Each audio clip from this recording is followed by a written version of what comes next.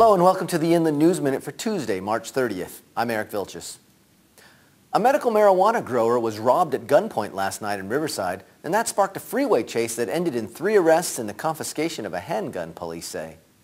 The victim had agreed to make a late-night marijuana sale, but when the prospective buyer arrived, he came armed with a handgun and 2 accomplices, according to police. The suspects fled in an SUV, but the victim gave chase and was on the phone with authorities until they caught up with the robbers, but they refused to pull over. The chase ended several miles away in a routine traffic stop.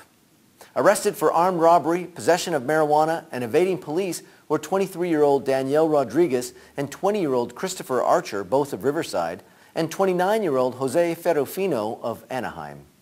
Minutes after an intoxicated Russ Leach was stopped by his own Riverside police officers, Assistant Chief John De La Rosa traded 3 calls with the watch commander as their boss was taken home without an arrest or sobriety test.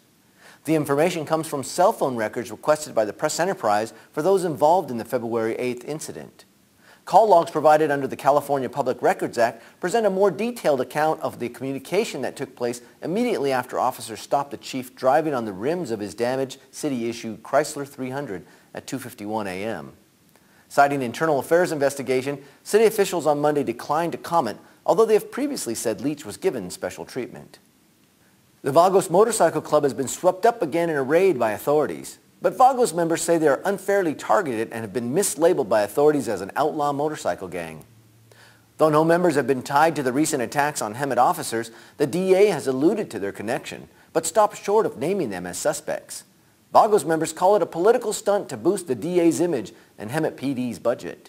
In tomorrow's Press Enterprise, reporter John Asbury talks with Vagos members and authorities about the history of the group that calls itself a club, while police refer to them as a gang.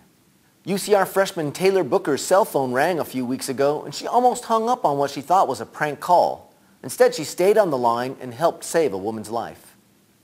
Annie Turner in Richmond, near Booker's hometown, had suffered a stroke and fallen in her home. When she tried to call a friend for help, she misdialed and got Booker. Booker called 911 and worked with dispatchers to help locate Turner and get her the help she needed. Read the full story here online later or in tomorrow's paper. Well, that's the Inland News Minute for today. For more news throughout the day, you can get updates online, on Facebook and Twitter, and on our iPhone app. I'm Eric Vilchis. Thanks for watching.